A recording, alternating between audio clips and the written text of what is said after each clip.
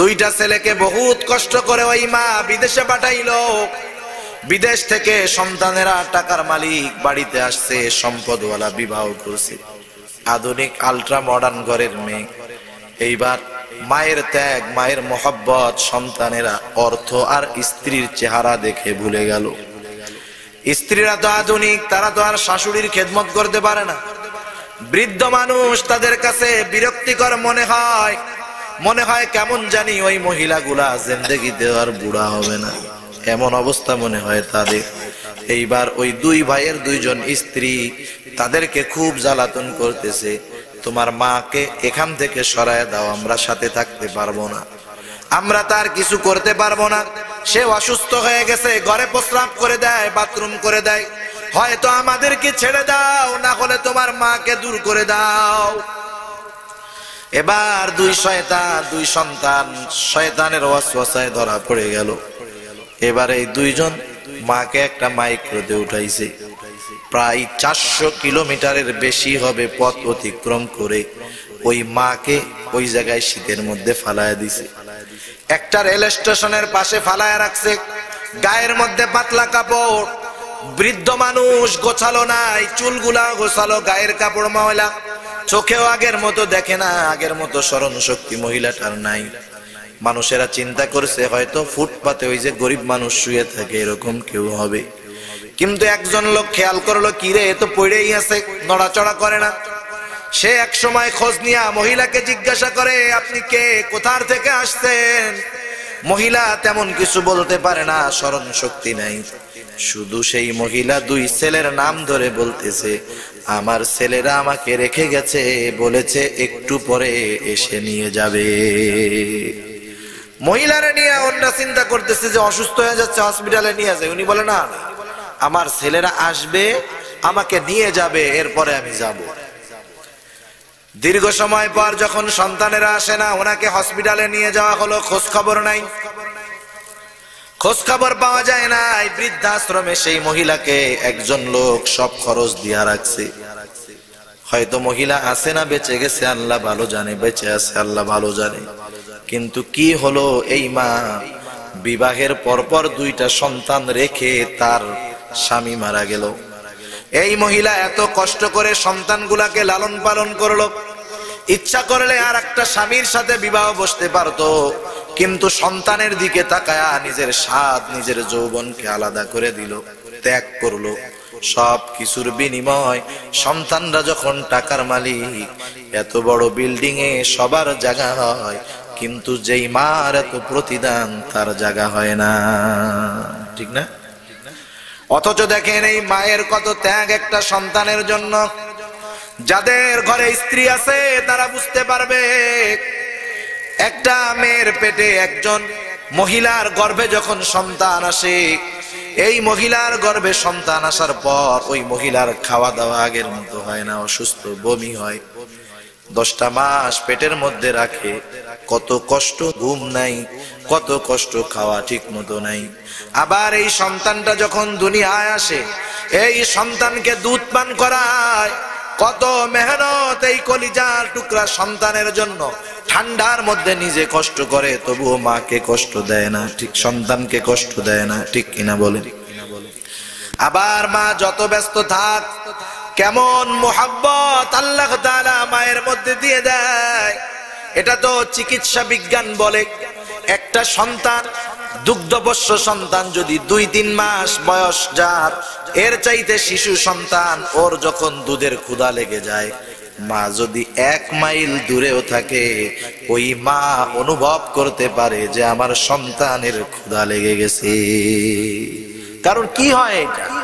কারণ ছোট বাচ্চা এক জায়গায় আছে, ও কথা বলতে পারে না, ওর ভাষা তো শুধু কান্না, কান্না ছাড়া আর কোনো ভাষা নাই। এখন এই সন্তান খাবার চাইবে কেমনে?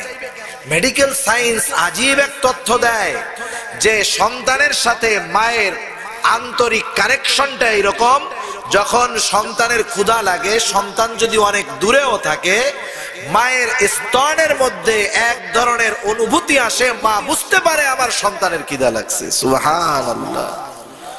মায়ের সাথে কেমন কানেকশন সন্তানের। এই মা দুধ পান করায়, কত ত্যাগ রাসূলুল্লাহ সাল্লাল্লাহু আলাইহি ওয়াসাল্লাম জানায় দেন। দুনিয়ার কোন মানুষ তার এই মায়ের দুধের ঋণ শোধ করতে পারবে না। আপনার স্ত্রীর দিকে আপনি নজর দিলে বুঝবেন, আপনার সন্তানকে আপনি কেমন মোহাব্বত করেন এর দ্বারা আপনি বুঝবেন আপনার মা বাবাও এরকম মোহাব্বত আপনাকে করত। কিন্তু আফসোস, ওই মা বাবা আজকে বৃদ্ধ হয়ে যাওয়ার কারণে তাদের সাথে আমরা খারাপ আচরণ করি, অসৎ আচরণ করি, খারাপ ব্যবহার করি। কিন্তু আল্লাহ তাআলা কি বলেন দেখেন, আল্লাহ বলেন ওয়া ইন জাহাদাকা আলা আন তুশরিকা বিমা লাইসা লাকা বিহি ইলম ফালা তুতি'হুমা ওয়া সাহিবহুমা ফিদ দুনিয়া মা'রুফা। আল্লাহ তাআলা সবচাইতে বেশি বেজার হয় তার সাথে কেউ শিরিক করলে, ঠিক না? এখন কেউ যদি সেই শিরিক করতে বলে তার উপরে কি আপনি আমি বেজার হব? বেজার হব না? কেউ যদি আপনারে শিরিক করতে বলে যে আল্লাহর সাথে শিরিক কর, মূর্তি পূজা কর, মাজার পূজা কর, দরগা পূজা কর, আপনি কি তার উপরে খুশি হবেন নাকি? বরং যে যেই কাজের আদেশ করে তার আদেশে যারা ওই অপরাধ করবে ওই অপরাধের সব গুনাহ ওই একজনের জন্য হবে। তার মানে যে করে তার চাইতে আদেশ করনেওয়ালা আরো বেশি খারাপ, ঠিক কিনা বলেন? আল্লাহ রাব্বুল আলামিন এবার বলেন, শুনে নাও, তোমার মা বাবা যদি তাদের অজ্ঞতার কারণে ওয়া ইন জাহাদাকা আলা আন তুশরিকা বিমা লাইসা লাকা বিহি ইলম, তোমার মা বাবা যদি তাদের অজ্ঞতার কারণে আমি আল্লাহর সাথে শিরিক করার জন্য জোর জবরদস্তি করে, এই মুহূর্তে তুমি কি করবা? কারণ শিরিক তো সবচাইতে বড় জুলুম। ও দুনিয়ার মানুষ, কি করবা? আল্লাহ তাআলা এক নম্বরে বলেন ফালা তুতি'হুমা, মা বাবা যখন এই আদেশ করবে মা বাবার এই আদেশের আনুগত্য করবা না। কারণ দুনিয়ার কোন মাখলুকের এমন আদেশের আনুগত্য করা জায়েজ নাই যেটাতে আল্লাহ বেজার হয়, আল্লাহর নাফরমানি হয়। নবী আমার বলেন লা তাআতা লিমাখলুকিন ফি মাসিয়াতিল খালিক, খালেকের নাফরমানি করে মাখলুকের আনুগত্য করা যাবে না। এই জন্য দুনিয়ার যত বড় নেতা হোক, যত বড় প্রভাবশালী হোক, এমন বিষয়ের আদেশ যদি করে যাতে আল্লাহ বেজার হয়, জীবন দিয়ে দিতে হবে, তবু ওই নেতার আদেশ মানা যাবে না। আল্লাহ রাব্বুল আলামিনের দরবারে অগণিত শুকর যে মহান মালিক আমাদের হায়াতে বরকত দিয়ে সুস্থ রেখে দুনিয়ার মধ্যে অন্যতম দামি একটি মজলিসে আসার বসার দ্বীনি আলোচনা শ্রবণ এবং আমাকে আপনাদের খেদমতে কিছু দ্বীনি কথা পেশ করবার লক্ষ্যে যে মহান মালিক সুস্থ অবস্থায় এখানে আসার তৌফিক দিয়েছেন, সেই মালিককে খুশি করার জন্য মোহাব্বতের সাথে জবান খুলে অন্তর থেকে আমরা একবার কালিমাতুশ শুকর পাঠ করি, আলহামদুলিল্লাহ। অগণিত দুরূদ ও সালাম সাইয়্যিদুল আম্বিয়া, আশরাফুল আম্বিয়া, খাতামুল আম্বিয়া, বিশ্ব নবী, শেষ নবী, শ্রেষ্ঠ নবী মুহাম্মাদুর রাসূলুল্লাহ সাল্লাল্লাহু আলাইহি ওয়াসাল্লামের প্রতি। আল্লাহ তাআলা আমাদেরকে এখানে আসার জন্য তৌফিক দিয়েছেন, তাই আমরা আসতে পেরেছি। কি বলেন? আল্লাহ যদি তৌফিক না দিতেন আমরা এখানে আসতে পারতাম না। কারণ কোন মানুষ আল্লাহ তাআলার তৌফিক ছাড়া নেকের কাজ করতে পারে না। ভালো কাজ করার তৌফিক তো আল্লাহ তাআলা তাদেরকেই দেন যাদেরকে আল্লাহ তাআলা ভালোবাসেন। আল্লাহ সুবহানাহু ওয়া তাআলা এ দুনিয়াতে আমাদেরকে বড় মায়া মোহাব্বত করে আল্লাহ তাআলা সৃষ্টি করে দুনিয়াতে আমাদেরকে পাঠিয়েছেন। দুনিয়ার মধ্যে আমাদের অবস্থান যেন তেন নড়বড়ে নয়। আল্লাহ তাআলা আমাদেরকে উপাধি দিয়েছেন, আল্লাহ তাআলা বলেছেন খলিফা। আমরা কার খলিফা বলেন তো? আল্লাহর খলিফা। আল্লাহ তাআলা আমাদেরকে খলিফা কেন বলেছেন? এজন্য হাদিসের মধ্যে আসছে তাখাল্লাকু বিআখলাকিল্লাহ, আমাদেরকে আল্লাহর আখলাকে, আল্লাহ তাআলা আমাদেরকে উত্তম আখলাকে সুশোভিত সুসজ্জিত হওয়ার জন্য বলেছেন। দুনিয়াতে আমরা আল্লাহ তাআলার খলিফা, আমাদেরকে আরেকটা উপাধি দিয়েছেন আশরাফুল মাখলুকাত। আমরা কি বলেন? আশরাফুল মাখলুকাত। আল্লাহ তাআলা মানুষকে সৃষ্টি করেছেন, উপাধি দিয়েছেন আশরাফুল মাখলুকাত। এটা শক্তির ভিত্তিতে নয় যে মানুষ অনেক শক্তিশালী, মানুষ হজমের দিক দিয়ে দুর্বল, মানুষ যৌন শক্তির দিক দিয়ে দুর্বল, মানুষ দৈহিক দিক দিয়ে দুর্বল, এরপরেও মানুষের উপাধি হলো সৃষ্টির শ্রেষ্ঠ জীব। সুবহানাল্লাহ।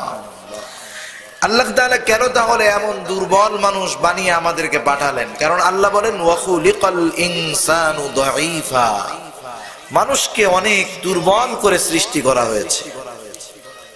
সেজন্য মানুষ অল্প ব্যথায় কাতর হয়ে যায়, অল্প কষ্টে সে হতাশ হয়ে যায়, অল্প বিপদে হতাশ হয়ে যায়, মানুষ সব দিক দিয়ে দুর্বল। কিন্তু আল্লাহ তাআলা কেন এই দুর্বল মানুষগুলোকে বানাইলেন? আল্লাহ তাআলা বলেন আফা হাসিবতুম আন্নামা খলাকনাকুম আবাসান ওয়া আন্নাকুম ইলাইনা লা তুরজাউন। আল্লাহ রাব্বুল আলামিন বলেন তোমরা কি এইটা ভাবো, তোমরা কি এইটা মনে করো আমি আল্লাহ তোমাদেরকে কোনো কারণ ছাড়া বেহুদা সৃষ্টি করেছি? আল্লাহ রাব্বুল আলামিন এই প্রশ্নের জবাব আমাদেরকে জানায় দেন। কারণ দুনিয়ার মধ্যে একদল ইসলামের দুশমন, মুসলমানদের দুশমন, আল্লাহর দুশমন, ইসলামের দুশমন, এরা আমাদেরকে বোঝাতে চায়, আমাদেরকে বলতে চায় এই দুনিয়াই শুরু, এই দুনিয়াই শেষ, সুতরাং এই দুনিয়ায় যা কিছু আছে সব কিছু নিয়ে তোমরা উপভোগ করো। তাদের স্লোগান হলো দুনিয়াটা মস্ত বড়, খাও দাও ফুর্তি করো, আছে না নাই? এই স্লোগান আমাদের কানে কানে পৌঁছায় দেয়, কেমন জানি আমাদেরকে বলতে চায় চোখ দুটা বন্ধ হয়ে যাবে, আর কোনো লাভ নাই, এই জন্য ফুর্তি করো, যা পারো তাই করো, যৌবনকে যেভাবে মন চায় ব্যবহার করো, যা খুশি মনে চায় তাই করো। কিন্তু আল্লাহ জানায় দেন না গোলাম, না না, এ দুনিয়াই কিন্তু তোমার শেষ নয়, বরং শুনে রাখো আন্নাকুম ইলাইনা লা তুরজাউন, অবশ্যই পুনরায় তোমরা আমার কাছে আবার ফিরে আসবে, প্রবর্তিত হবে। কারণ মানুষ মারা যাওয়ার পর পচে গলে মাটির সাথে মিশে যায় না, মানুষ বরং মারা যাওয়ার পর অনন্তকালের পথিক হয়, ঠিক কিনা বলে? আল্লাহ তাআলা বলেন আমার কাছে আবার ফিরে আসবা।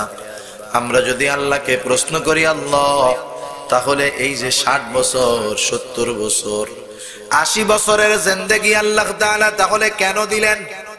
আল্লাহ রাব্বুল আলামিন জানায় দেন ও আমার গোলাম ওয়ামা খালাকতুল জিন্না ওয়াল ইনসা ইল্লা লিয়াবুদুন।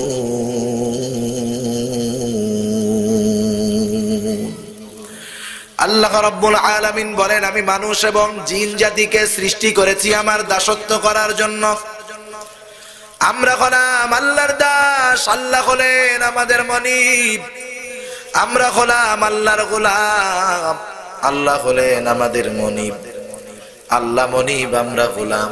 গোলাম যদি আল্লাহর হয় পরিচয় দিতে লজ্জা আছে নাকি? মানুষ যদি দুনিয়ার মানুষের গোলামি করে দাম কমে যায়, মান কমে যায়। কিন্তু কোন মানুষ যদি আল্লাহর গোলাম হয়ে যায় বরং তার দাম কমে না, আল্লাহ তাআলা তার এই গোলামের দাম, শান, মান দুনিয়া আখিরাতে বাড়ায় দেয়। আর আল্লাহর গোলাম যারা আল্লাহর আদেশ বিনা যুক্তিতে বিনা শর্তে মানে তারা, ঠিক কিনা বলেন? সেজন্য আমরা হলাম আল্লাহর গোলাম। দুনিয়ার মধ্যে একই পেশার দুইজন লোক সব সময় কিন্তু সমান পাওয়ারের অধিকারী হয় না। মনে করেন আপনাদের বিশ্বনাথ বাজারে ঝাড়ুদার আছে না নাই? ঝাড়ুদার আছে না? প্রধানমন্ত্রীর বাসায় কি ঝাড়ুদার আছে?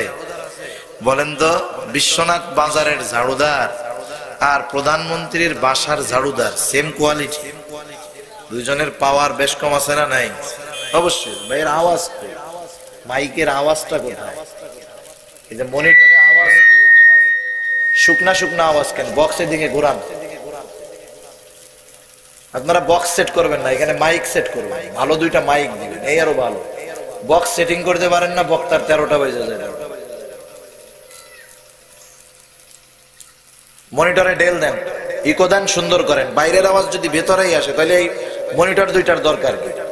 আয়োজকদের কাছ থেকে তো টাকা মোটা অঙ্কের নিয়ে যাবেন, বাইরের আওয়াজ ভিতরে ঢোকে কেন?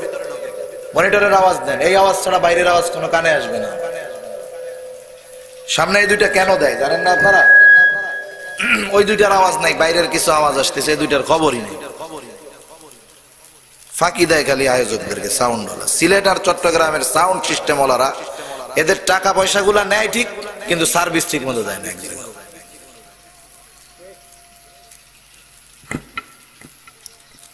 তাহলে আমরা গোলাম কার?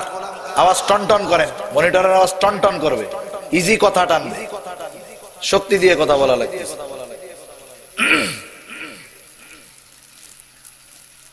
তাহলে গোলাম আমরা কার? আল্লাহ রাব্বুল আলামিনের। ডেল দেন, ইকো দেন, আওয়াজ টনটন করেন, টোন দেন, আওয়াজ সেটিং করেন আপনি।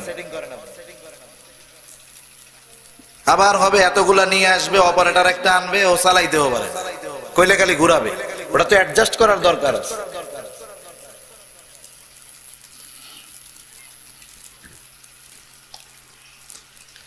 তাহলে প্রধানমন্ত্রীর বাসার ঝাড়ুদার আর বিশ্বনাথ বাজারের ঝাড়ুদার এক? প্রধানমন্ত্রীর বাসার ঝাড়ুদারের যেই পাওয়ার, বিশ্বনাথ বাজারের ঝাড়ুদারেরও সেই পাওয়ার না, বরং ওসিরও সেই পাওয়ার নাই। ঠিক কিনা বলেন? কারণ ওকে যদি কেউ জিজ্ঞাসা করে তুমি কি করো, বলে আমি ঝাড়ুদার। কার বাসার ঝাড়ুদার? সে হলো প্রধানমন্ত্রীর বাসার ঝাড়ুদার। রিভার্ব দেন, রিভার্ব দেন, আওয়াজ ছাড়া, নাহলে বক্সে দিক ঘুরান, এটা বন্ধ করেন, ফালতু।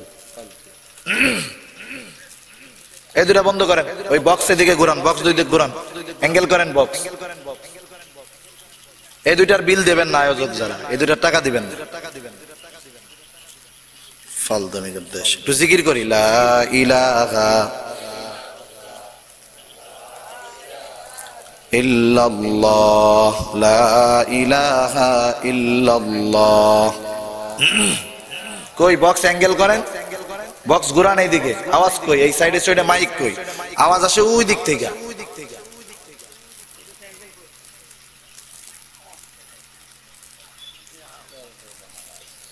অপারেটর ভালো না হইলে হবে নাকি? যত ভালো জিনিস বোঝেই না কারে।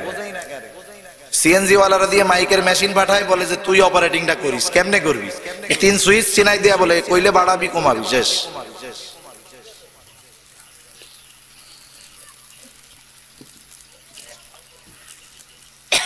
লা ইলাহা ইল্লাল্লাহ।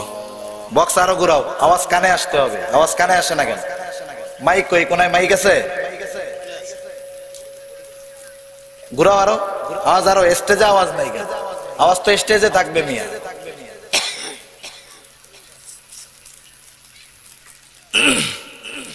লা ইলাহা ইল্লাল্লাহ, লা ইলাহা ইল্লাল্লাহ মুহাম্মাদুর রাসূলুল্লাহ সাল্লাল্লাহু আলাইহি ওয়াসাল্লাম। তাহলে প্রধানমন্ত্রীর বাসার কাজের লোক আর অন্য জায়গার কাজের লোক সেম না, ঠিক কিনা বলেন?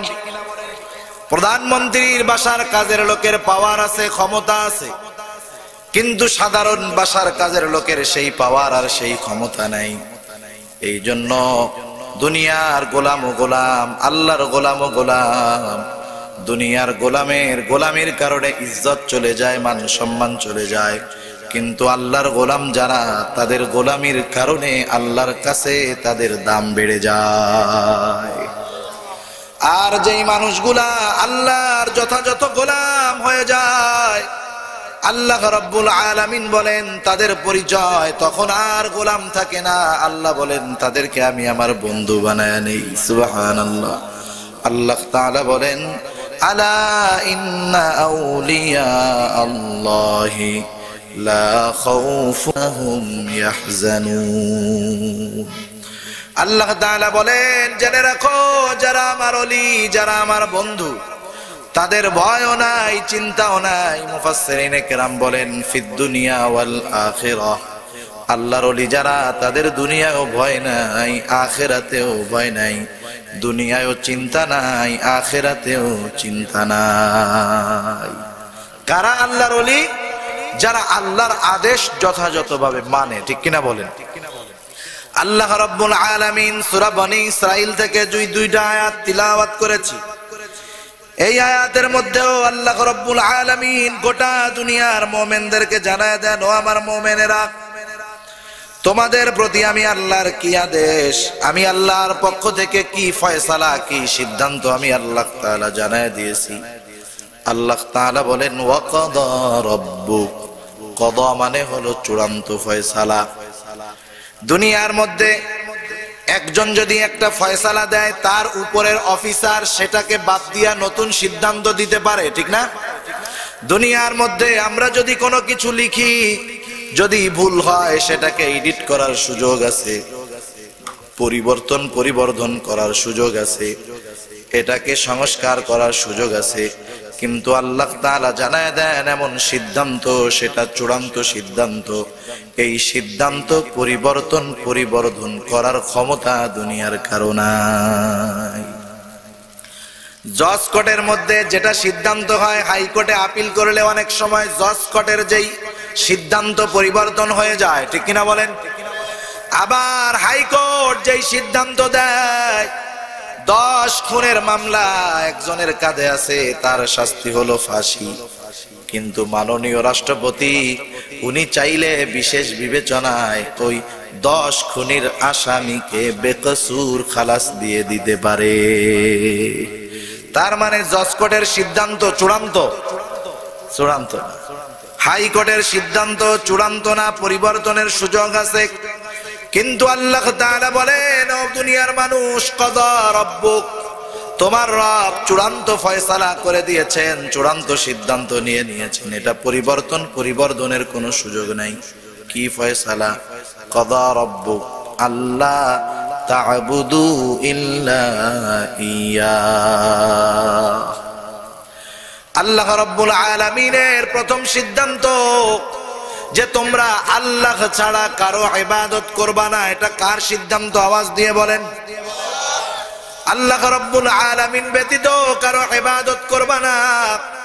হযরত আনাস রাদিয়াল্লাহু তাআলা আনহু বলেন, রাসূলুল্লাহ সাল্লাল্লাহু আলাইহি ওয়াসাল্লাম বলেছেন, প্রতিটা বান্দার উপরে যেই হকগুলা থাকে সেটা হলো 2 ধরনের। কয় ধরনের? একটা হলো আল্লাহর হক, আর একটা হলো বান্দার হক।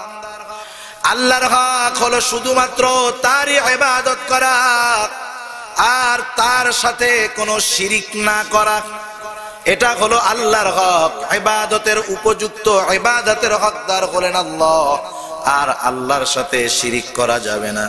সেই শিরিকটা আল্লাহর জাতের সাথে হোক আর সিফাতের সাথে হোক, কারণ আল্লাহ রাব্বুল আলামিন শিরিক করলে সবচাইতে বেশি বেজার হয়। আল্লাহ রাব্বুল আলামিন বলেন, ইন্নাশ শিরকা লাযুলমুন আযীম, শিরক হলো মহা অন্যায়, মহা জুলুম। আমরা তো মনে করি একজন আর একজনের টাকা মেরে খেলো, এটাই মনে হয় শুধু জুলুম। না, প্রতিটা পাপ জুলুম, প্রতিটা অন্যায় জুলুম। আর আল্লাহ বলেন সবচাইতে বড় পাপ, সবচাইতে বড় জুলুম হলো আমি আল্লাহ রাব্বুল আলামিনের সাথে শিরিক করা। আল্লাহ তাআলা তার সাথে শিরিক করলে কেমন বেজার হয় আল্লাহ রাব্বুল আলামিন জানায় দেন, আমি আল্লাহ যদি চাই, যাকে চাই তাকে আমি আল্লাহ ক্ষমা করে দিব। কিন্তু কেউ যদি আমার সাথে শিরিক করে, তাওবা যদি না করে, ক্ষমা হবে না, ঠিকানা হয়ে যাবে জাহান্নাম। আল্লাহ তাআলা বলেন, ইন্নাল্লাহা লা ইয়াগফিরু আন ইউশরাকা বিহি ওয়া ইয়াগফিরু মা দুনা যালিকা লিমান ইয়াশা। আল্লাহ তাআলা শিরিক করলে এমন বেজার হয়, বলে ক্ষমা হবে না মুশরিকের।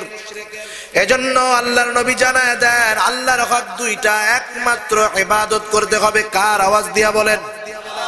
ইবাদত করবে আল্লাহর, আল্লাহর সাথে শিরিক করবে না।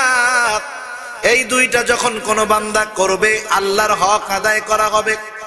এরপরে আল্লাহ তাআলাই বলেন, কাদা রাব্বুকা আল্লা তা'বুদু ইল্লা ইয়্যা। সাথে সাথেই আল্লাহ তাআলা বলেন, ওয়াবিল ওয়ালিদাইনি ইহসানা।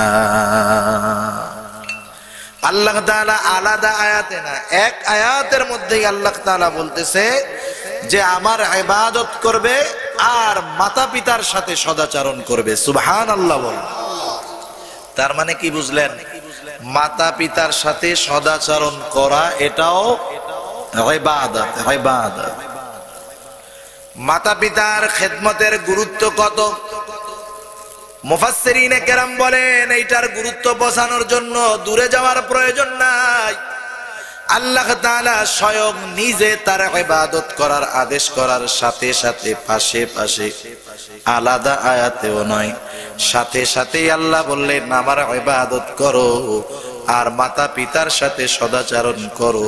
এই আদেশ যেই জায়গায় উল্লেখ করা হয়েছে এতেই বোঝা যায় মাতা পিতার হক আদায় করা কত বড় দায়িত্ব। মাতা পিতার সাথে সদাচরণ করা কত গুরুত্বপূর্ণ বিষয় এটা এতেই বোঝা যায়।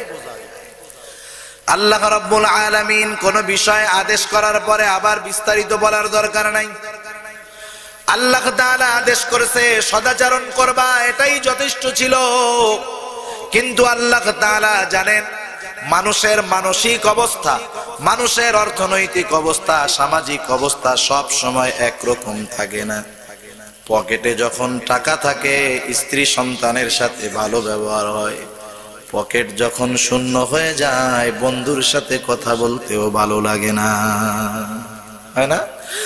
একজনের কোনো অভাব নাই, টাকা পয়সা আছে, বাজারে গিয়ে দেদারসে টাকা উড়ায়, টেনশন নাই, হাসি খুশি। যখন টাকা পয়সা থাকে না তখন কি হয়?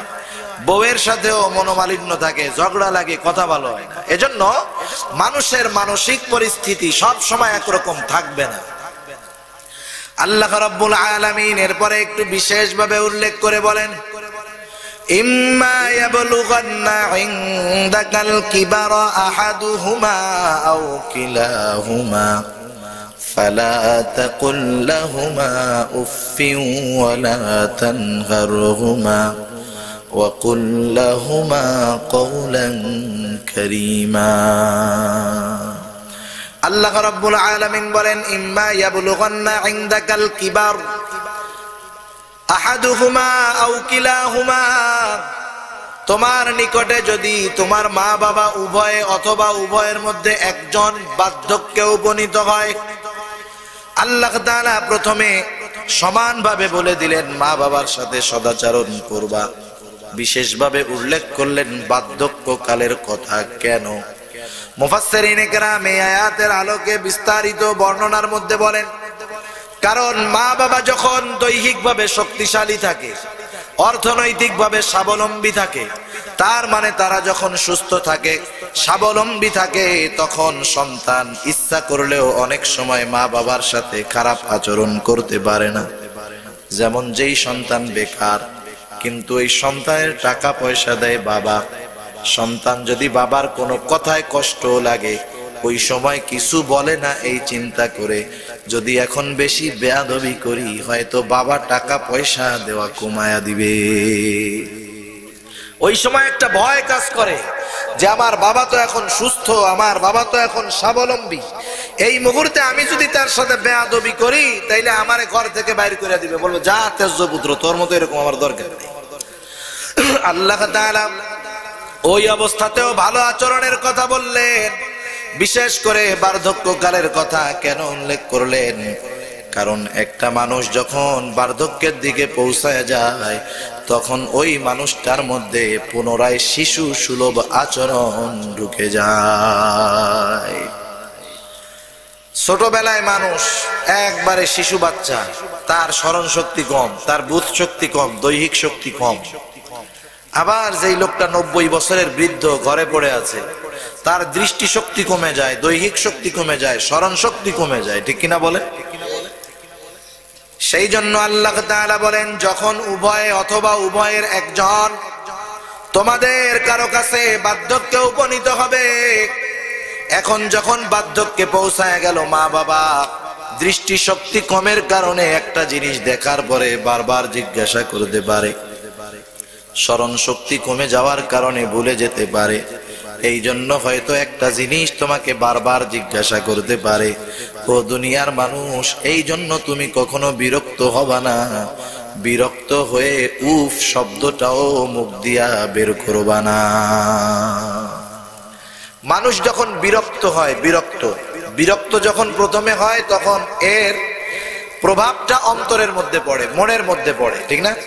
মনে করেন এই যে পিছনে ছেলেরা বাঁশি বাজাইতেছে, একটা বিরক্তি আসতেছে, বাজাইছে না যখন, এই বিরক্তিটা আমার মন পর্যন্ত আসছে, তখনও মুখ দিয়া বের করি নাই, কিন্তু মাইকালার কামে বিরক্তি এমন হয়েছে মুখ দিয়া বলতে বাধ্য হয়েছে। তাহলে মানুষ যখন বিরক্ত হয়, প্রথম বিরক্তি আসে মনের মধ্যে, এরপরে মানুষ তার মনের ভাব ভাষার মাধ্যমে প্রকাশ করে। কথা বুঝেন নাই? মনের ভাব যেমন ভাষাটা হয় তেমন। মনের ভাবটা খারাপ, ভাষাটা একটু কঠোর ব্যবহার করা হয়। মাইকেলের সাথে করলাম, ভাই মাফ করে দিয়ে না, রাখবেন না।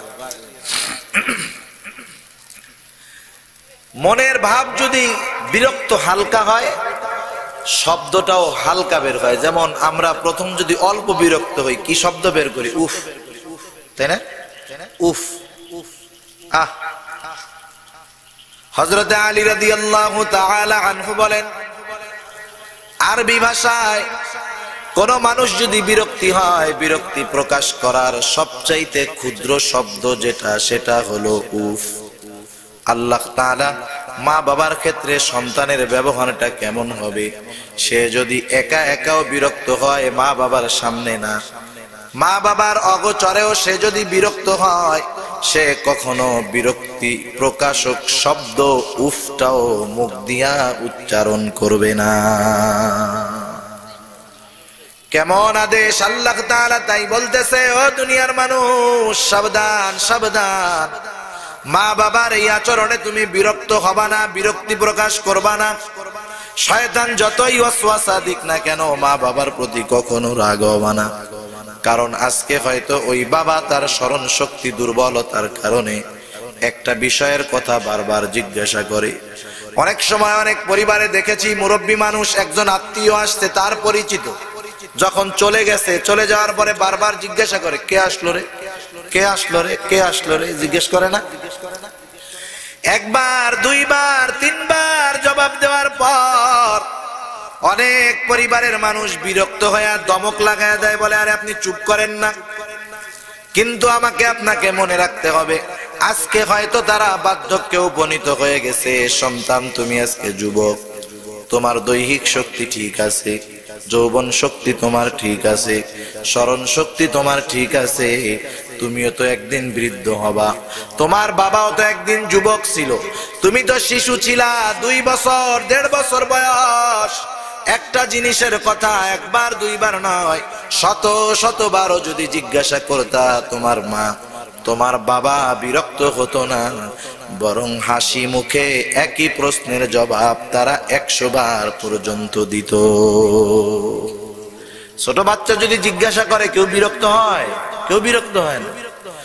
এই আচরণগুলো আমাদের খেয়াল রাখার দরকার। অনেক সময় অনেক পরিবারে বাবা মারা গেছে, মা আছে, মা তো বাবা মারা যাওয়ার পরে বাবা সম্পদও তেমন রেখে যায় নাই, মা কেমন জানি ওই ঘরের মধ্যে অসহায়, ঠিক মতো ঘরের মধ্যে থাকতে দেয় না, বিছানা দেয় না, বরং মাঝে মধ্যে তো খবরে দেখি মাকে গোয়াল ঘরে শুয়ায় রাখে, মাঝে মধ্যে তো এমনও দেখি মাকে নিয়ে অপরিচিত এক জায়গায় ফালায়া দেয়। বেশ কয়েক বছর আগের একটা ঘটনা ঘটছে এরকম। ছেলে, 2টা ছেলেকে মা বিদেশে পাঠিয়েছে, বহুত পরিশ্রম করে মানুষের বাড়িতে কাজ করে ছেলে মেয়েদেরকে, ছেলে 2টাকে লেখাপড়া করাইলো। আমি জায়গার নাম আর ব্যক্তির নাম উল্লেখ করলাম না। 2টা ছেলেকে বহুত কষ্ট করে ওই মা বিদেশে পাঠাইলো। বিদেশ থেকে সন্তানেরা টাকার মালিক বাড়িতে আসছে, সম্পদওয়ালা, বিবাহ করছে, আধুনিক আল্ট্রা মডার্ন ঘরের মেয়ে। এইবার মায়ের ত্যাগ, মায়ের মোহব্বত সন্তানেরা অর্থ আর স্ত্রীর চেহারা দেখে ভুলে গেল। স্ত্রীরা তো আধুনিক, তারা তো আর শাশুড়ির খেদমত করতে পারে না। বৃদ্ধ মানুষ, তাদের কাছে বিরক্তিকর মনে হয় কেমন জানি ওই মহিলাগুলা জিন্দেগিতে আর বুড়া হবে না, এমন অবস্থা মনে হয় তাদের। এইবার ওই দুই ভাইয়ের দুইজন স্ত্রী তাদেরকে খুব জ্বালাতন করতেছে, তোমার মাকে এখান থেকে সরায় দাও, আমরা সাথে থাকতে পারবো না, আমরা তার কিছু করতে পারবো না, সে অসুস্থ হয়ে গেছে, ঘরে প্রস্রাব করে দেয়, বাথরুম করে দেয়, হয়তো আমাদেরকে ছেড়ে দাও, না হলে তোমার মাকে দূর করে দাও। এবার দুই শয়তান, দুই সন্তান শয়তানের ওয়াসওয়াসায় ধরা পড়ে গেল। এবার এই দুইজন মাকে একটা মাইক্রোতে উঠাইছে, প্রায় 400 কিলোমিটারের বেশি হবে পথ অতিক্রম করে ওই মাকে ওই জায়গায় শীতের মধ্যে ফালায় দিছে। একটা রেল স্টেশনের পাশে ফালায় রাখছে, গায়ের মধ্যে পাতলা কাপড়, বৃদ্ধ মানুষ, গোছালো নাই, চুলগুলা গোছালো, গায়ের কাপড় ময়লা, চোখেও আগের মতো দেখে না, আগের মতো স্মরণ শক্তি মহিলাটার নাই। মানুষেরা চিন্তা করছে হয়তো ফুটপাতে ওই যে গরিব মানুষ শুয়ে থাকে এরকম কেউ হবে, কিন্তু একজন লোক খেয়াল করলো, কিরে এ তো পড়েই আছে, নড়াচড়া করে না। সে এক সময় খোঁজ নিয়া মহিলাকে জিজ্ঞাসা করে, আপনি কে, কোথার থেকে আসছেন? মহিলা তেমন কিছু বলতে পারে না, স্মরণ শক্তি নাই।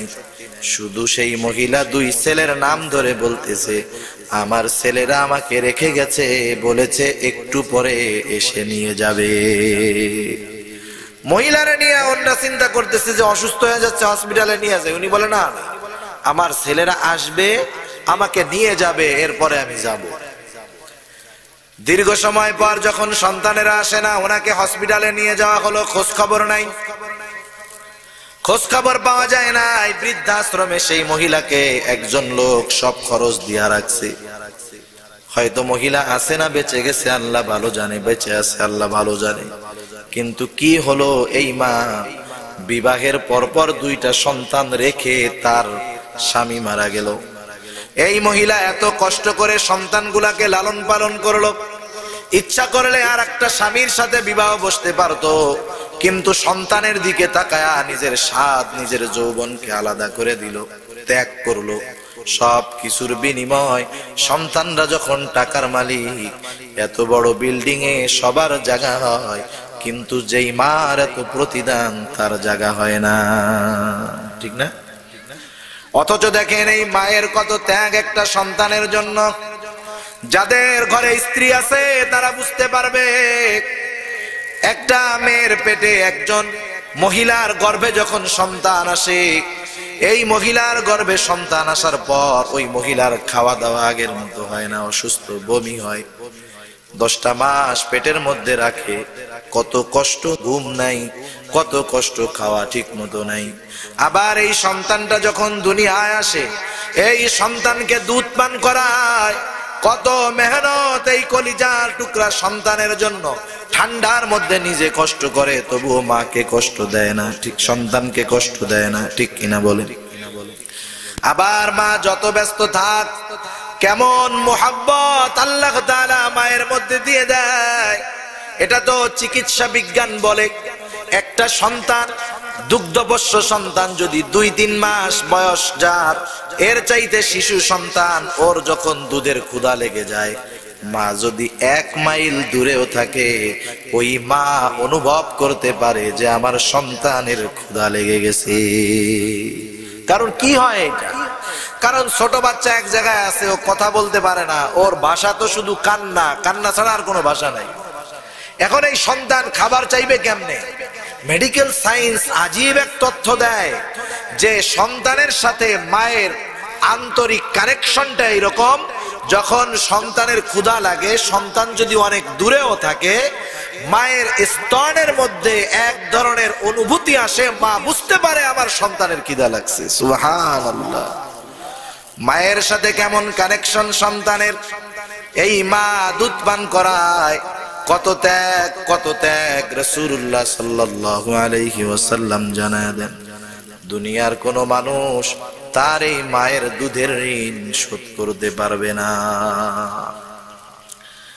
আপনার স্ত্রীর দিকে আপনি নজর দিলে বুঝবেন, আপনার সন্তানকে আপনি কেমন মোহাব্বত করেন, এর দ্বারা আপনি বুঝবেন আপনার মা বাবাও এরকম মোহাব্বত আপনাকে করত।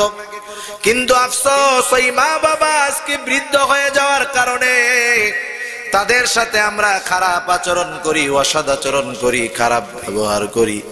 কিন্তু আল্লাহ তাআলা কি বলেন দেখেন, আল্লাহ বলেন ওয়া ইন জাহাদাকা আলা আন তুশরিকা বিমা লাইসা লাকা বিহি ইলম ফালা তুতি'হুমা ওয়া সাহিবহুমা ফিদ দুনিয়া মা'রুফা।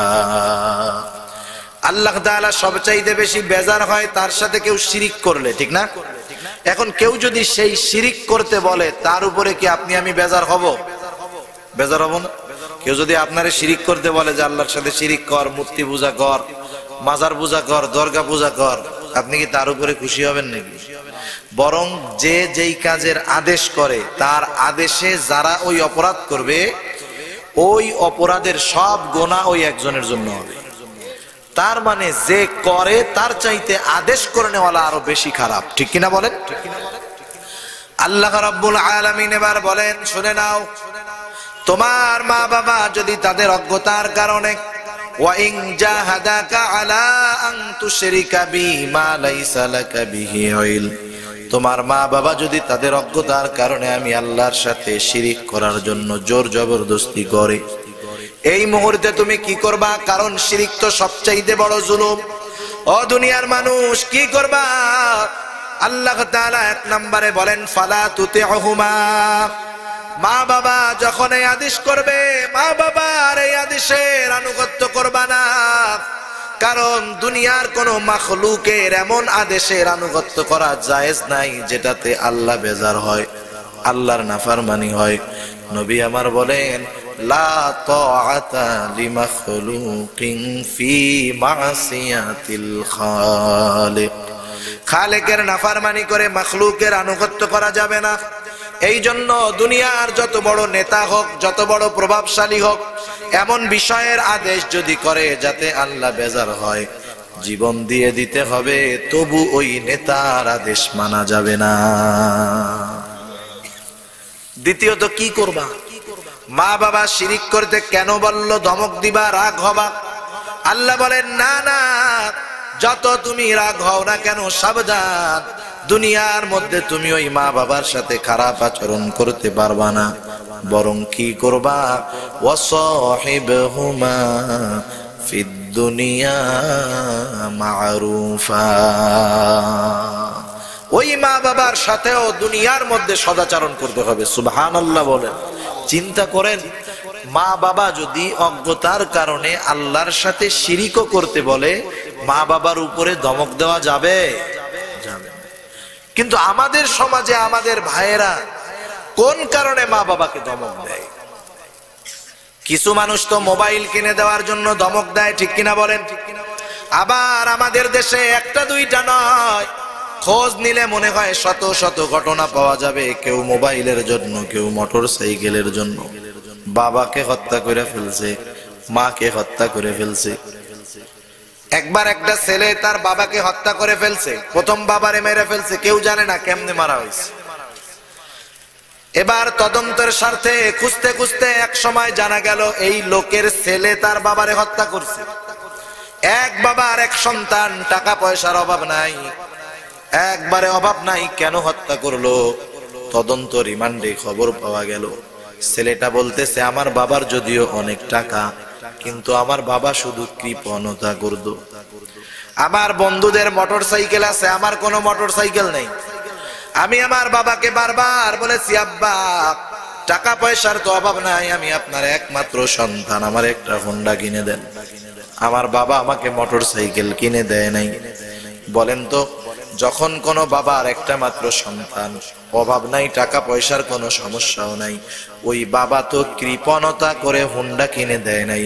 ওই বাবা চিন্তা করছে ছেলেকে কিনে দেই যদি হোন্ডা, সাথে সাথে যাবে ওর জানটা, ঠিক না?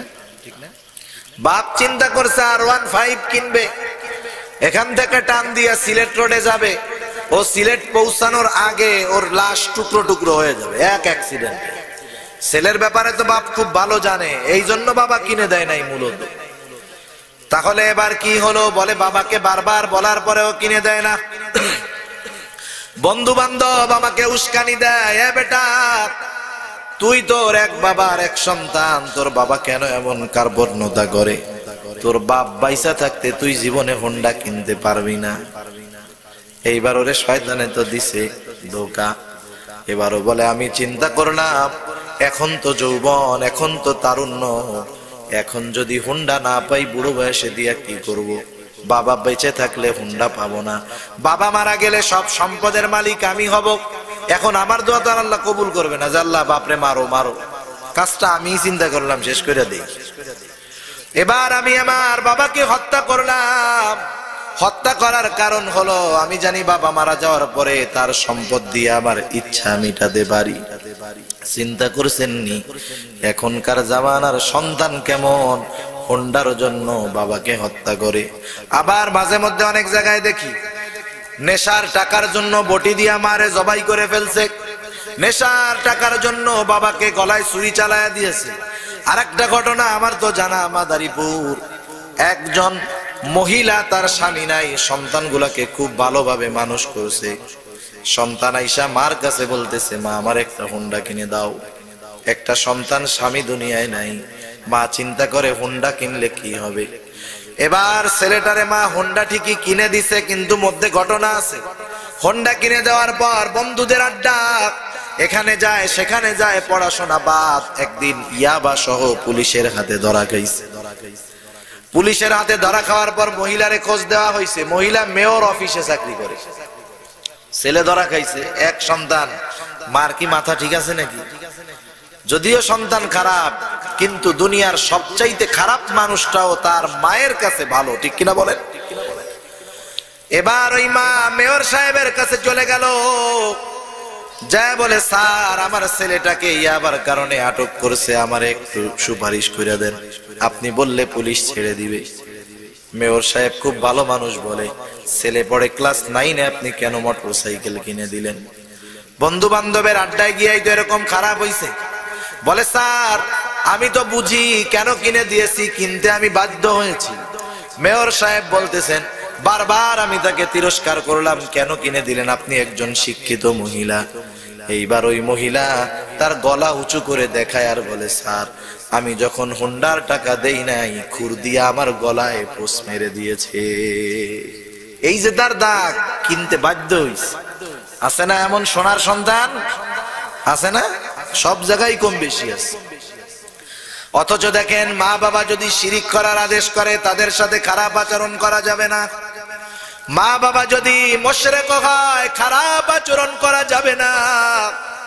হযরত আসমা রাদিয়াল্লাহু তাআলা আনহা রাসূলুল্লাহ সাল্লাল্লাহু আলাইহি ওয়াসাল্লামের কাছে আসলেন, বলেন ইয়া রাসূলুল্লাহ আমার মা একজন মুশরিকা মহিলা, তিনি তো আপনাকে ঘৃণা করেন, তিনি মাঝে মধ্যে আমার কাছে আসেন, তিনি যদি আমার কাছে আসেন আমি কেমন আচরণ করব? নবীজি বলেন তোমার মা যদি তোমার কাছে আসে তুমি তার সাথে সদাচরণ করবা, ভালো ব্যবহার করবা। রাসূলুল্লাহ সাল্লাল্লাহু আলাইহি ওয়াসাল্লাম একদিন মসজিদের মেম্বারে খুতবা দেওয়ার জন্য উঠবেন। এটা তো প্রসিদ্ধ হাদিস, ঐতিহাসিক হাদিস। আল্লাহর নবী 3টা সিঁড়ির 3টা ধাপ অতিক্রম করলেন, 3বার বললেন আমিন। সাহাবারা নামাজের পরে জানতে চাইল ইয়া রাসূলুল্লাহ এইভাবে আমিন বলার কারণ কি? নবীজি আমার বলেন আমি যখন মেম্বারে আরোহণ করতেছিলাম আমার কাছে জিবরাইল আমিন আসলো, 3টা দোয়া করেছে, আমি আমিন বলেছি। এর মধ্যে একটি দোয়া হলো যেই সন্তান তার মা বাবা উভয়কে অথবা একজনকে বার্ধক্য অবস্থায় পেল কিন্তু তাদের খেদমত করার মাধ্যমে জান্নাত উপার্জন করতে পারলো না, সে ধ্বংস হয়ে যাক, আমি বলেছি আমিন। দোয়া কবুল হয়েছে কোনো সন্দেহ আছে? সন্দেহ আছে কোনো? এক সাহাবী আয়েশা বলতেছে ইয়া রাসূলুল্লাহ আমার মা বাবা আমার জন্য কেমন? নবীজি বলেন হুমা জান্নাতুকা ওয়া নারুক, ওই মা হয়তো তোমার জন্য জান্নাত, না হয় তোমার জন্য জাহান্নাম। কেমন অগ্রাধিকার আল্লাহ তাআলা দিয়েছেন, মা বাবার হক তো আল্লাহ তাআলা রাখছেন, নির্ধারণ করে দিয়েছেন, এর মধ্যে আবার মহিলাদেরকে প্রাধান্য দিয়ে দিয়েছে। সুবহানাল্লাহ। ইসলাম বিদ্বেষীরা বলতে চায় ইসলাম নারীকে অধিকার দেয় নাই, ইসলাম নারীকে যেই অধিকার দিয়েছে গোটা দুনিয়ার সমাজ ব্যবস্থা তার অর্ধেকও দিতে পারে নাই। ইসলাম নারীকে মাতৃত্বের মর্যাদা দিয়েছে, এর চাইতে বড় অবদান আর কি হতে পারে? ঠিক কিনা বলেন? এক সাহাবী আয়েশা বলতেছে, ইয়া রাসূলুল্লাহ, আমার উপরে কার হক? সর্বপ্রথম সবচাইতে বেশি হক কার? রাসূলুল্লাহ সাল্লাল্লাহু আলাইহি ওয়াসাল্লাম বলেন, তোমার মার। এরপরে বলতেছে কার? বলে তোমার মার। এরপরে কার? বলে তোমার মার। এরপরে বলে ইয়া রাসূলুল্লাহ কার? বলে তোমার বাবার আর অন্যান্য যারা আছে সবার। মায়ের ক্ষেত্রে রাসূলুল্লাহ সাল্লাল্লাহু আলাইহি ওয়াসাল্লাম প্রাধান্য দিয়েছেন বেশি। রাসূলুল্লাহ সাল্লাল্লাহু আলাইহি ওয়াসাল্লাম জানায় দিয়েছেন, আমরা তো মনে করি যে বাবার সম্পদ আমার, আমার সম্পদটাও আমার, কিন্তু না না, মূলত আমার সম্পদটাও আমার বাবা। এক সাহাবী, এক লোক একদিন আল্লাহর রাসূল সাল্লাল্লাহু আলাইহি ওয়াসাল্লামের কাছে এসে অভিযোগ করছে, বলে ইয়া রাসূলুল্লাহ, আমার বাবা আমার সম্পদ যেই জায়গায় মন চায় শুধু ব্যয় করে, আপনি একটু আমার বাবাকে বুঝায় বলেন সে জানি আমার সম্পদগুলা এইভাবে ব্যয় না করে। আল্লাহ রাসূল সাল্লাল্লাহু আলাইহি ওয়াসাল্লাম বললেন, যাও তোমার বাবারে নিয়ে আসো। ছেলেটা মনে মনে খুশি হয়ে গেল যে এখন যদি আমার বাবাকে রাসূলুল্লাহ সাল্লাল্লাহু আলাইহি ওয়াসাল্লাম নিষেধ করে দেয়, তাহলে আমার বাবা আর আমার সম্পদগুলা যে জায়গা খুশি সেই জায়গা ব্যয় করবে না। ও তো খুশি মনে চলে গেছে বাপরে ডাকতে। ইতিমধ্যে রাসূলুল্লাহ সাল্লাল্লাহু আলাইহি ওয়াসাল্লামের কাছে জিবরাইল আমিন চলে আসছে। আয়েশা বলে, ইয়া রাসূলুল্লাহ, এই লোকটা যখন তার বাবাকে নিয়ে আসবে, আপনি তাকে জিজ্ঞাসা করবেন তার অন্তরের মধ্যে এমন কোন কথা আছে, এমন কোন জিনিস আছে যেই জিনিসটা সে আর আল্লাহ ছাড়া কেউ জানে না। আল্লাহ রাসূল সাল্লাল্লাহু আলাইহি ওয়াসাল্লাম অবস্থা বুঝা গেছেন। ছেলেটা এবার বাবাকে নিয়ে আসছে। আসার পরে আল্লাহর রাসূল সাল্লাল্লাহু আলাইহি ওয়াসাল্লাম তার বাবাকে নিয়ে একটু পাশে গেলেন, যা বলতেছে, তুমি আমার কাছে সত্য বলবা, তোমার মনের মধ্যে এমন কোন কথা আছে যেই কথা তুমি আর আল্লাহ ছাড়া কেউ জানে না। লোকটা চোখের পানি ছেড়ে দিয়ে বলে, ইয়া রাসূলুল্লাহ, আপনার কাছ থেকে আমি কোনো কিছু লুকাবো না, কারণ আপনি আমার কথাগুলা আল্লাহ তাআলা আপনাকে জানায় দিবে, আমার লুকানোর কোনো কিছু নেই। বলে, ইয়া রাসূলুল্লাহ, এই সন্তানটা আমার বড় আদরের, আমি বড় আদর করে একে বড় বানিয়েছি। ইয়া রাসূলুল্লাহ, আমার সন্তান আজকে সম্পদের মালিক, আমি তার সম্পদ থেকে কিছু সম্পদ নিয়ে তার আত্মীয় স্বজনের মাঝে বিতরণ করি, যারা গরিব অভাবী তাদেরকে আমি দেই, কিন্তু আমার সন্তান আমার সাথে এমন খারাপ আচরণ করে। ইয়া রাসূলুল্লাহ, তখন আমার মনের মধ্যে এই কথাগুলা উদয় হয়, ও আমার কলিজার টুকরা সন্তান, তুমি যখন ছোট ছিলা, তুমি যদি অসুস্থ হতা, তোমার ওই অসুস্থে আমি কাতর হয়ে যেতাম। তুমি যখন অসুস্থ হয়ে যাইতা, তুমি অসুস্থ, জ্বর, শুয়ে আছো, তোমার অসুস্থতা আমার ঘুমটাকে কেড়ে নিত। তোমার আনন্দ আমাকে আনন্দিত করত, তোমার কষ্ট আমাকে কষ্ট দিত। সন্তান, আজকে তুমি বড় হয়ে গেছো, আজকে তুমি সম্পদের মালিক হয়ে গেছো, আজকে তুমি আমার সাথে এমন ব্যবহারও করো না যেমনটা তুমি তোমার প্রতিবেশীর সাথে করো, তেমনটা যেমন ব্যবহার তুমি তোমার দূরবর্তী আত্মীয়র সাথে করো, অথচ আমার সাথে তুমি প্রতিবেশীর মতো আচরণটা করো না। আল্লাহর নবীর আর বুঝতে বাকি নাই, এইবার ওই ছেলেটারে ডাক দিয়া কলার দুইটা দইরা বসতেন, জোরে দইরা ঝাঁকি দিয়া বলে, এই বেটা শোন, আনতা ওয়া মালুকা লিআবিক, তুইও তোর বাবার, তোর সম্পদ তোর বাবা, তোর জানমাল সব তোর বাবার। এজন্য ফিকহি কিতাবের মধ্যে গোলাম বান্দির মাসালা আছে। যদি কোনো বাবা গোলাম হয়ে যায় আর কোন সন্তান যদি গোলাম হিসাবে বাপরে কিনে, আজাদ করা লাগে না, অটোমেটিক আজাদ হয়ে যায়। সেজন্য সন্তানের সম্পদ, সন্তান সবগুলাই হলো বাবার। অথচ দেখুন আজকে অনেক মানুষ আছে এই সন্তানগুলা অর্থ পেয়ে মা বাবার সাথে খারাপ আচরণ করে, আছে না নাই? নিজে ভালোটা খায়, ভালোটা পরে স্ত্রীকে ভালোটা দেয়, কিন্তু ওই মা বাবাকে কখনো ভালোটা দেয় না। অথচ দেখেন দুনিয়ার মধ্যে এমন একজন বাবাও পাওয়া যাবে না যেই বাবা সন্তানের চাইতে বেশি দামি জামা গায়ে দেয়। একেবারে ছোট বাচ্চা তো ভিন্ন, ওর কাপড় আর 20 টাকা, কিন্তু একটা ছেলে যুবক হওয়ার পর ওর বাবা যেই পোশাক গায়ে দেয় তার চাইতে বেশি দামি পোশাক সন্তান গায়ে দেয়, ঠিক কিনা বলেন? যদি তার অভাবও হয়, কষ্ট হয়, সন্তান স্ত্রীর চাহিদা পূরণের জন্য সে সর্বাত্মক প্রচেষ্টা করে। সন্তানের খুশিতে বাবা খুশি হয়, সন্তানের জন্য রক্তগুলাকে পানি বানায়। কত বাবা আছে নিজের সম্পদ বিক্রি করে সন্তানদেরকে মানুষ বানাইলো, 5টা ছেলেকে গ্রাজুয়েট বানায় ফেললো, বিসিএস ক্যাডার, কোটি টাকার মালিক, 10 তলা বাড়ির মালিক, কিন্তু ওই বাবার জায়গা হয় গাছতলায়, 10 তলায় নয়। আছে না এরকম? অনেক কবি আল মাহমুদ সন্তানগুলারে মানুষ বানাইছে, অনেক টাকাওয়ালা বানাইছে, কাজ হয় নাই। কত বড় বড় অভিনেতা সন্তানদের নামে অভিযোগ, এত টাকা মালিক, বাড়ি বিক্রি করে, গাড়ি বিক্রি করে সন্তানকে মানুষ বানানোর জন্য বিদেশে পাঠায় দিছে। সন্তান মানুষ হইছে, বড় বাড়ির মালিক হইছে, বাপরে আস্তে করে বের করে দিছে। আছে না নাই বলেন? সেজন্য আল্লাহর নবী জানায়া দিলেন, জিবরাইল আমিনের দোয়া বৃদ্ধ মা বাবাকে পাওয়ার পর তাদের সন্তুষ্টি অর্জন করে জান্নাত কামাই করতে পারলো না, তারা ধ্বংস হোক। মনে রাখবেন, আপনার স্ত্রী আমার স্ত্রী, আপনার সন্তান আমার সন্তান, এদেরকে খুশি করার জন্য অনেক অনেক প্রয়োজন, কিন্তু মা বাবাকে খুশি করার জন্য অতীব সামান্য প্রয়োজন। আপনি যদি টাকা ইনকাম করে মা বাবার হাতে দেন, দেখবেন মা বাবা টাকা সুইয়া বলবে, যা সুইয়া দিছি এখন তুই আবার নিয়ে যা, ঠিক কিনা বলেন? আমরা মনে করি যে ফল, ভালো খাবার দাবার মা বাবার কাছে নিয়ে যান, মা বাবা না রাইখা বলবে, যা তুই ছেলেদের দে, এরপরে আমি খাই। এই নেওয়াটুকুই আপনার জন্য দোয়ার কাজ করবে। আর মা বাবা তো একা সব নিয়ে ফেলবে না, সব নষ্ট করে ফেলবে, কিন্তু এতটুকু বিষয় আমরা বুঝি না। কেন বুঝি না কি জানেন? না বোঝার ফলাফলটা কি? আমি আমার মা বাবার সাথে যেমন আচরণ করব, এক সময় আমার সন্তানও আমার সাথে ওইরকম আচরণ করবে, ঠিক কিনা বলেন? সন্তান শিখবে। ওই যে ঘটনা বলে, এক লোক নাকি জাকার মধ্যে নিয়ে তার বৃদ্ধ বাবারে জঙ্গলে ফালায় আসছে।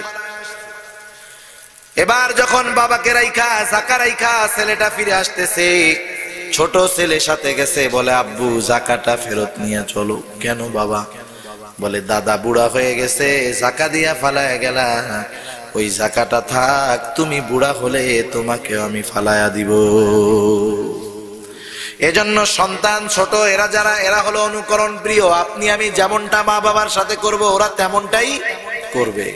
সেজন্য কখনো মা বাবার সাথে খারাপ আচরণ করব না, এমন আচরণ করব না, এমন ব্যবহার করব না। শুধু তাই নয়, তাদের আচরণে বিরক্ত হয়ে উফ শব্দটা পর্যন্ত বলবো না। আল্লাহ তাআলা বলেন, ফালা তাকুল লাহুমা উফফিন ওয়ালা তানহারহুমা ওয়া কুল লাহুমা কওলান কারীমা। অনেকে আছে ধমক দেয় মা বাপরে, দেয় কি দেয় না? ধমক দেয়। আমার চেয়ে বেশি বোঝো, আমি যেটা বুঝি তুমি সেটা বুঝবা, বুড়া মানুষ, আদিকালের মানুষ, কি বোঝো তুমি? এইগুলা ধমক দেয় কি দেয় না? যতই বিরক্ত হোক, আল্লাহ তাআলা বলেন, ওয়ালা তানহারহুমা, ধমক দিবা না, ধমকের সুরে কথা বলবা না। কেমন ভাবে কথা বলবা? তাদের সাথে নরম স্বরে, সম্মানের সাথে, সুন্দরভাবে তাদের সাথে কথা বলবা। আর তোমার আচরণটা তাদের ব্যাপারে কেমন নমনীয় হবে? আল্লাহ বলেন, ওয়াখফিদ লাহুমা জানাহাদ যুল্লি মিনার রাহমাহ, তুমি তাদের জন্য তোমার রহমতের বাহুকে প্রসারিত করে দিবা। রহমতের স্থান হলো অন্তর। কোন জায়গায়? অন্তর। কিছু জিনিস প্রদর্শন করা যায়, দেখানো যায়, দেখানোর কথা আল্লাহ বলেন নাই, অন্তর থেকে মুহাব্বতের কথা আল্লাহ তাআলা বলছেন। কারণ দুনিয়ার মধ্যে মা বাবাই সন্তানকে অন্তর থেকে মুহাব্বত করে। অনেকে যুবক বোঝে না তো, নতুন নতুন বিবাহ করছে, বিবাহ করার পর যখন শ্বশুর বাড়ি যায়, শাশুড়ির কি আদর, কি খাওন, কি মোহাব্বত, 14-15 বার তসবিহ টেনে টেনে 100 বার আব্বা আব্বা ডাকে, তাই না? ছেলে চিন্তা করে, হায় রে, আমার মা তো 50 বছর হয়ে গেছে, ওনার বয়স, আমার বয়স 30 বছর, এখন পর্যন্ত 100 বারও মনে হয় আমার আব্বা ডাকে নাই, আমার শাশুড়ি কি আব্বা ডাকা ডাকে। তখন মনে হয় শাশুড়ি ভালো বেশি বাসে। আসলে বিষয়টা ওইটা না, শাশুড়ি ভালোবাসা দেখায়। শাশুড়ি কি করে? ভালোবাসা দেখায়। মনে যতটুকু ভালোবাসা তার চাইতে বেশি দেখায়, কারণ এই দেখানোর মধ্যে স্বার্থ আছে, ঠিক কিনা? কারণ যত বেশি ভালোবাসা দেখাবে, চিন্তা করবে আমার মেয়েটা তত ভালো থাকবে, তত আমার মেয়ের কথা শুনবে। কিন্তু মা বাবা এরা ভালোবাসা দেখাইতে পারে না, কিন্তু হৃদয় ভরা সন্তানের জন্য ভালোবাসা, ঠিক কিনা বলেন? সেজন্য আমার আপনার মা বাবার প্রতি অন্তর থেকে ভালোবাসা হতে হবে। দেখানো ভালোবাসা, লোভের ভালোবাসা, লৌকিকতার ভালোবাসা নয়। কেমন সুন্দরভাবে ভালোবাসবে, যেমন যখন মুরগি একসাথে 10-15-20টা বাচ্চাও দেয়। এই বাচ্চাগুলা যখন ছোট ছোট থাকে, আকাশের মধ্যে যদি চিল ওড়ে, ওই মুরগিটা সংকেত দেওয়ার সাথে সাথে ওই মুরগির 2 বাহুর মধ্যে 20টা বাচ্চা লুকায় যায়, ঠিক না? ছোট ছোট বাচ্চা টিপ দিলেই ফেটে যাবে, কিন্তু 2 পাখা প্রসারিত করে মুরগি কত সুন্দরভাবে 20টা বাচ্চাকে নিজের মধ্যে লুকায় রাখে। কেমন জানি চিল যদি ওকে নিয়ে যায়নি, তবুও জানি চিল তার বাচ্চাগুলাকে না নিতে পারে। এই যে ডানা 2 বাহুর মধ্যে রাখলো, এমন ঘটনা জীবনেও ঘটে নাই যে এক মুরগি চিল আকাশে দেইখা তার বাচ্চাদেরকে 2 ডানার মধ্যে নিছে, সিবনি খাইয়া 2-4টা বাচ্চা মারা গেছে। এরকম ঘটনা কোনোদিন ঘটে নাই। সে এমন নরমের সাথে, মহব্বতের সাথে ওদেরকে রাখে, ওই বাচ্চাগুলা মায়ের ডানার মধ্যে গিয়া নিরাপদ বোধ করে। সুবহানাল্লাহ। আল্লাহ তাআলা বলেন, তোমার মা তোমার বাবা বার্ধক্যের কারণে অতি দুর্বল, অর্থনৈতিক দুর্বল, মানসিকভাবে দুর্বল, এটা কিন্তু খেয়ালের বিষয়। কারণ অনেক সময় এমন হয়, অনেক মা অনেক বাবা যদিও সন্তানের জন্য অনেক ত্যাগ, কিন্তু বার্ধক্যে যখন পৌঁছায় যায়, ওই মা ওই বাবা সন্তানের কাছে তাদের প্রয়োজনীয় অর্থ চাইতে কিন্তু লজ্জা পায়। চিন্তা করে, না জানি না দেয়, না বইলা দেয় নাকি। যারা দেয় তো কন্টিনিউ, তাদের অবস্থা ভিন্ন, কিন্তু যারা চায় না, অনেক মা বাবা কিন্তু এই ভয়ে চায় না, যদি না বইলা দেয় একটা টেনশনে থাকে। অনেক সময় নিজের থেকে নিজের প্রয়োজনীয়তার কথা বলে না, নিজের অসুস্থতার কথা বলে না। সেই জন্য দুনিয়ার সন্তানেরা অন্তর থেকে মা বাবাকে ভালোবাসবে, তাদের খোঁজ খবর রাখবে, তাদের প্রয়োজনীয়তা মিটাবে, তাদের যা হাজত যথাযথভাবে পূরণ করার চেষ্টা করবে। এটা দেখানোর জন্য নয়, বরং মা বাবার এই খেদমত হবে অন্তর থেকে। কারণ মা বাবার খেদমত এটা দুনিয়ার মানুষের জন্য সফলতা। অর্থের সমৃদ্ধি চাও, হায়াতের মধ্যে বরকত চাও, বুজুর্গানে দিন বলে তোমার মা বাবার খেদমত বেশি বেশি করো। তোমার স্ত্রী সন্তান যখন তোমার বিপদে ঘুমায় থাকে, মা বাবা আল্লাহকে ডাকে, ঠিক কিনা বলেন? সেজন্য কবি কত সুন্দর কথা বলেন, খেদমতে মা দর পে দর কুন ইখতিয়ার,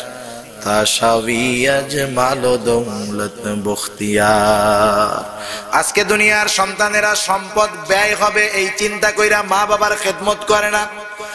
আর কবি কত সুন্দর কথা বলে, মা বাবার খেদমত কর, সম্পদের মধ্যে বরকত আসবে, সমৃদ্ধি আসবে। আর যদি মা বাবার নাফরমানি করো, রাসূলুল্লাহ সাল্লাল্লাহু আলাইহি ওয়াসাল্লাম জানায় দেন, আল্লাহ তাআলা প্রতিটা পাপের শাস্তি দেওয়ার ব্যাপারে বিলম্ব করেন। মৃত্যুর পরে তার শাস্তি হবে, চূড়ান্ত শাস্তি হবে কিয়ামতে। কিন্তু কোন ব্যক্তি যদি মা বাবাকে কষ্ট দেয়, মা বাবার নাফরমানি করে, তার শাস্তি দুনিয়ায় থাকতেই শুরু হয়ে যায়। সেজন্য মা বাবার খেদমত করা যাবে না। মা বাবার সাথে খারাপ আচরণ করব না, নরমের সাথে ব্যবহার করব।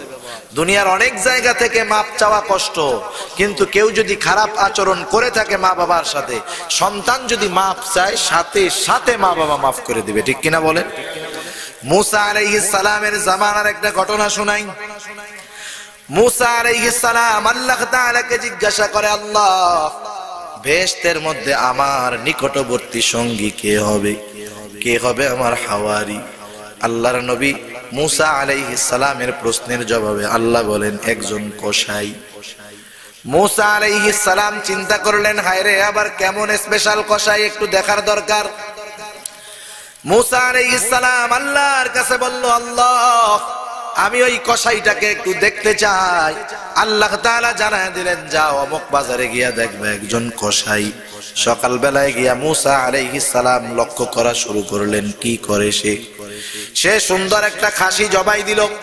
জবাই দেওয়ার পর চামড়া সিলে সবচাইতে ভালো গোশতের টুকরাটাকে আলাদা করে রাখলো, বাকিগুলা বিক্রয় করলো। বিক্রয় শেষ, এইবার যেই গোশতের টুকরা আলাদা রাখছে ওইটাকে একটা পুটলার মধ্যে বাঁধা বাড়ির দিকে রওনা হয়ে গেল। মুসা আলাইহিস সালাম তার পেছনে পেছনে যাওয়া শুরু করলেন। কসাইকে যায় বলতেছে, ও কসাই, আমি তো পথ হারায় ফেলছি, আমি একজন মুসাফির, তুমি কি আজকে রাতটা তোমার বাড়িতে আমাকে থাকতে দিবা নাকি? কসাই বলে, জি, আসেন। এবার মুসা আলাইহিস সালাম তার বাড়িতে যাওয়ার পর কসাই তারে কাছারি ঘরে আলাদা আরেক ঘরে বসায় রাখা, বলে আপনি একটু বসেন, আমি একটু আসতেছি। এবার কসাই অন্যদিকে চলে গেল। মুসা আলাইহিস সালাম খেয়াল করতেছেন যে কসাই কি করে। খেয়াল করলেন, কসাই বাড়িতে গিয়া গোশতগুলা টুকরা টুকরা কইরা সুন্দর মতো রান্না পাতিলার মধ্যে চড়ায়া দিল। রান্না চলতেছে, কসাই ঘরের মধ্যে ঢুকে গেল। একজন বৃদ্ধাকে কোলে করে নিয়া কসাই বাহিরে এসে সুন্দরভাবে পরিষ্কার পরিচ্ছন্ন করে গোসল করায়া নতুন কাপড় পরায়া আবার ঘরের মধ্যে নিয়ে গেল। ইতিমধ্যে রান্না প্রায় শেষ। রান্না শেষ, নিজের হাতে ওই মহিলাকে খাওয়ায়া দিল। খাওয়া দাওয়া শেষ। বৃদ্ধা মহিলা চড়তে পারে না, নড়তেও পারে না, পালকির মধ্যে দোলনার মধ্যে বসা। খাওয়া দাওয়া শেষ। এইবার ওই মহিলা সন্তানটাকে কাছে ডাকলো, ডাইকা কানের মধ্যে জানি কি বলল। মুসা আলাইহিস সালাম শুনতে পারলেন না। ওইবার কসাই ফিরে আসলো।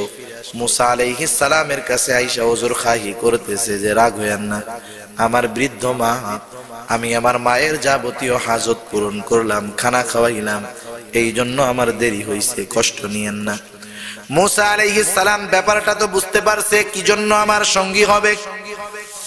মুসা আলাইহিস সালাম এবার কসাইকে বলে, ও কসাই, আমি তো সব কিছু মোটামুটি দেখলাম, কিন্তু সর্বশেষ তোমার মা তোমার কানের মধ্যে জানি কি বললো তা তো শুনি নাই। এবার কসাই বলে, মুস্কি একটা হাসি দিয়া বলে, মা তো সব সময় সন্তানের জন্য বড়টা কামনা করে, ঠিক কিনা বলেন? সন্তানের জন্য সব সময় মা বেশি চায়, বড়টা চায়। মুস্কি হেসে দিয়ে কসাই বলে, মা আমার উপরে একটু সন্তুষ্ট, কারণ আমি আমার মায়ের খেদমত করতে গিয়া বিবাহ শাদী কিছুই করি নাই। আমার মা আমার খেদমতে খুশি হইয়া আমার জন্য প্রতিদিন দোয়া করে, শোনায় শোনায়। যেই দোয়াটা করে সেটা হলো, আমার মা দোয়া করে আল্লাহর কাছে, বলে, আল্লাহ, আমার এই সন্তানটা আমার খেদমত করেছে, আমি তার উপরে সন্তুষ্ট, আল্লাহ তুমি আমার এই সন্তানটাকে জান্নাতে মুসা নবীর সঙ্গী বানায়ো। ও তো চেনে না মুসা নবীকে। মুসা আলাইহিস সালাম বলে, হে যুবক, তোমার আর কোনো চিন্তা নাই, তোমার মায়ের দোয়া আল্লাহ রব্বুল আলামিনের কাছে কবুল হয়ে গেছে, আমি হলাম জামানার নবী মুসা আলাইহিস সালাম। এখন এই বৃদ্ধ মা বাবা যদি হয় কারো ঘরে থাকে, খারাপ আচরণ করা যাবে? অনেকে স্ত্রীর কথায় মা বাবার সাথে খারাপ আচরণ করে, আছে না নাই? এটা কাপুরুষ ও সুপুরুষ হতে পারে না। ওর ঘরে মা বাবারে সরায় দিয়ে শান্তির আয়োজন করতেছে, ওর ঘরের মধ্যে ছোটখাটো জাহান্নামে পরিণত হবে কয়দিন পর। প্রথম শুধু বউয়ের জ্বালা থাকবে না, এরপরে আল্লাহ যে কয়টা দিবে ও কটাও মোটামুটি সেরকমই হবে, ঠিক কিনা বলেন? একটা বাবা খোর হবে, একটা ডাইল খোর হবে, দেখবি তোর ঘর হয়ে গেছে জাহান্নাম। এখন দেখেন, মাতা পিতার হকের ব্যাপার আর অন্য কারো হকের ব্যাপারের মধ্যে তফাৎ আছে। মা বাবার হক শুধু যে দুনিয়ায় জীবিত থাকলে আছে তা না, আল্লাহ তাআলা পরবর্তী আয়াতের মাধ্যমে আমাদেরকে জানায়া দিলেন, মা বাবা মারা যাওয়ার পরেও সন্তানের উপরে মা বাবার হক থাকে।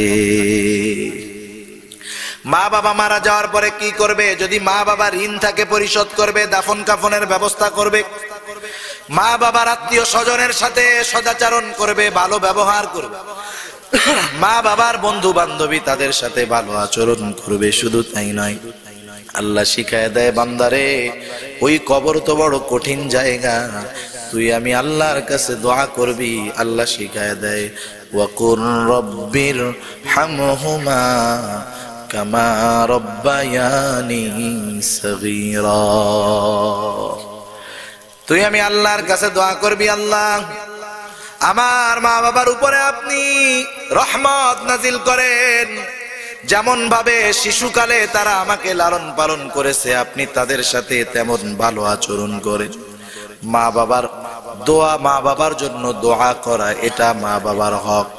আল্লাহ রব্বুল আলামিন এই হকটা দুনিয়ার সন্তানদেরকে জানায়াও দিয়েছেন যে কেমন করে তোমরা মা বাবার জন্য আমার কাছে দোয়া করবা। দোয়া করা, দোয়া পাওয়া মা বাবার হক। সেই দোয়া কোন শব্দের দ্বারা হবে শিখায় দিচ্ছেন কে? জোরে বলেন। আল্লাহ শিখায় দিচ্ছে। আল্লাহ না করুক, অনেক সন্তান আছে মা বাবার মনে কষ্ট দিছে, মা বাবা মারা গেছে, এই লোকগুলা তাদের উচিত বেশি বেশি মা বাবার জন্য সদকা করা, দান করা, মাঝে মধ্যে মা বাবার কবর জিয়ারত করা, আল্লাহর কাছে বেশি বেশি পানাহ চাওয়া। বুজুর্গানে দিন বলেন, ও তো নাফরমানি করছে, এটা যদি করে আশা করা যায় আল্লাহ তাআলা হয়তো তার শাস্তি বিলম্ব করবেন, আল্লাহ তাআলা যদি চায় হয়তো তাকে মাফ করে দিবেন। সেজন্য মা বাবার সাথে আমরা সব সময় ভালো আচরণ করব, সদাচরণ করব, কারণ মা বাবা সন্তানকে ভালোবাসে, নিঃস্বার্থ ভালোবাসা, ঠিক কিনা? আপনার স্ত্রীকে আপনি এক মাস খাবারের টাকা, পোশাক না দিয়ে দেখেন না, আপনার তুইয়া বাপের বাড়ি যাবে, কয় মাস পরে মামলা লাগাই দিবে, ঠিক কিনা বলেন? সন্তানরে না দেন, কিছুদিন পরে সন্তান বন্ধু বান্ধবের বাহিনী আইনা পিটায় সাইজ করে দিবে। কিন্তু মা বাবাকে আপনি খাবার দেন না, কষ্ট দেন, 20 বছর ধরে কষ্ট দেন, 20 বছর পরে আইসা একবার মা ডাক দেন, একবার বাবা ডাক দেন, মুহূর্তের ভিতরে 20 বছরের কষ্ট সে ভুলে যাবে, ঠিক কিনা বলেন? সেজন্য এই মা বাবার কষ্ট দিয়েন না। মা বাবাকে কষ্ট দিয়ে দুনিয়া ধ্বংস, আখিরাত ধ্বংস কোনোটাই করেন না। আল্লাহ তাআলা আমাদেরকে মা বাবার হক, মা বাবার সাথে ভালো আচরণ করার তৌফিক আল্লাহ দান করুক। সবাই বলি আমিন। ওয়া আখিরু দাওয়ানা আলহামদুলিল্লাহ।